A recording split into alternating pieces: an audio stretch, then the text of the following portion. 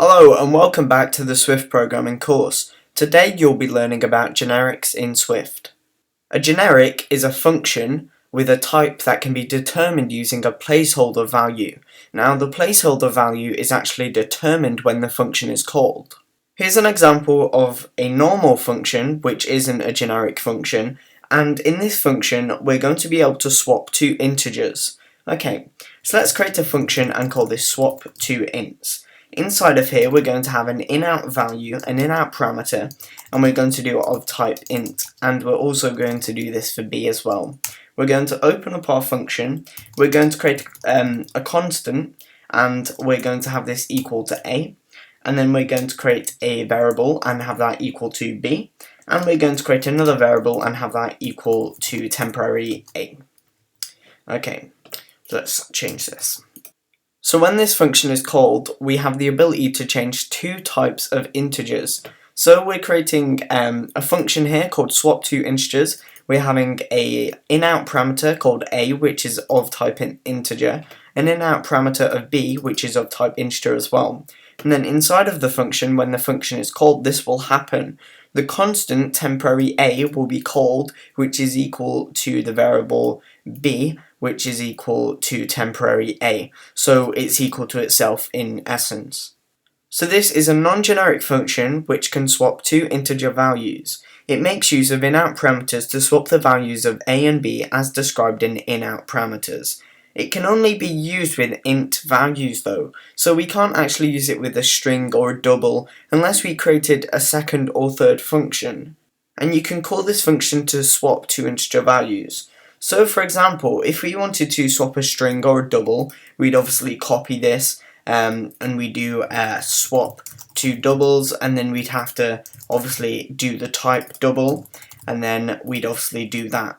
But that can be a little bit repetitive and a little bit boring. What if we had a way to do this but without having to create multiple functions, a super function if you will, where the type can be determined as any possible type?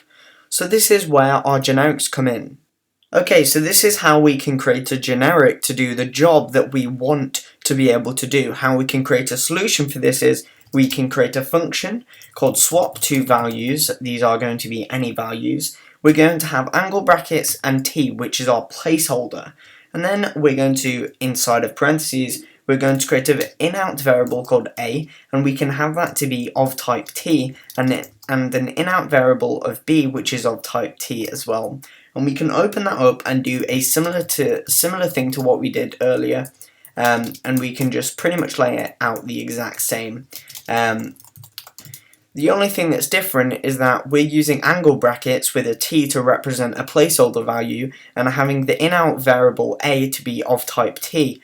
Now, because we don't actually know what t is, the possible value or type of it cannot be determined, which is why when the function is called, the possible type of it is determined by Swift. For example, we could do a string here, so Mary had a little lamb. We could do a double, so 5.4399999931.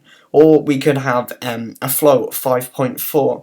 We can have many different types, but it doesn't matter what type we want it to be because the angle bracket t, the placeholder value, will cover every single type possible. And this is done when the function is actually called.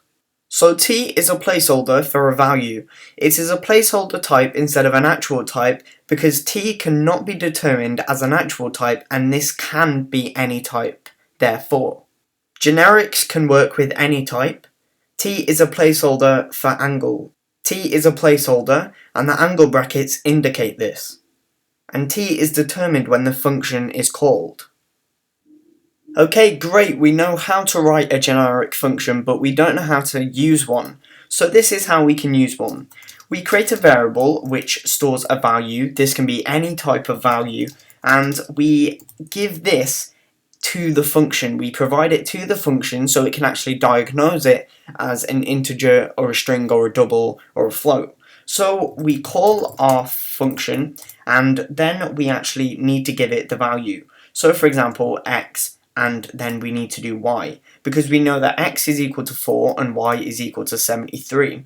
So this will determine the fact that this is an integer. We won't have to use many functions to do different types, we can just use one to do, a multiple range of types. So then we can type in x and y and we can call these variables, and as you can see they will be swapped. So originally we're saying that we've got 4 and 73, but after we call the function we've actually got 73 and 4, so they get swapped around as you can see over here. So these functions can use different types respectively.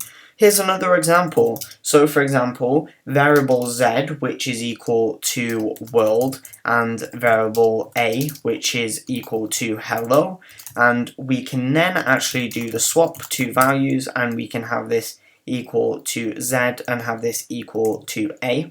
And then we can actually call this, so z and a, and you will see that it won't be world hello, it will be hello world. So these values will get swapped around respectively using this function. We call it a generic function because it can do a generic thing. It can do a thing that can be applied to other things really easily and respectively. And that's generics in Swift.